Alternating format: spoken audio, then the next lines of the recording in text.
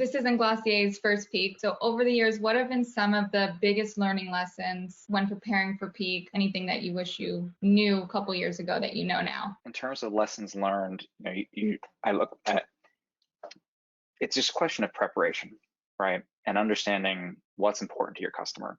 So for Glossier, a few years ago, and this was a little before my time, we had a peak that came in. This is before Ocean X's time as well, but came in and way over forecast. So blew out expectations, and I believe the company was looking at like a multi-week backlog. And that was a combination of over forecast and some underperformance by the partner at that time.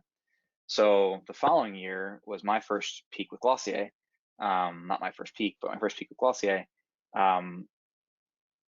Understanding that was the feedback internally was we can't have that happen again, where we don't understand necessarily what our capacity is and what our partner's ability to ship is.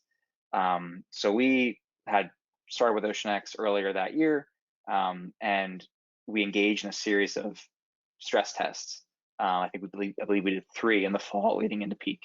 And a stress test is something very normal that most fulfillment centers do, and is essentially designed to fail, right? So you want to simulate a peak, a true peak, like way it's going to be in the building, right? So you may hold orders back for 1 or 2 days and build a backlog, and then attempt to ship, whether that's 1,000, 2,000, 10,000 orders in a brief period of time. That period of time lining up with the equivalent number of hours in, whatever your peak period is going to be. So if on a normal day we may ship 50 orders an hour, but on a peak day we need to ship 500 orders an hour, we will seek to ship 500 orders an hour for multiple hours during that stress test. And by and large, that should fail, at least in the beginning. You should find things that don't work, because what works at 50 orders an hour does not work at 500 orders an hour always. So you will find traffic congestion with the number of pickers. You'll find you don't have enough trailers. You can't turn trailers at your dock doors fast enough. You'll find that your systems perhaps can't push orders that fast, as fast as you need to the WMS. So you find all of these things, and it gives you an opportunity to fix them.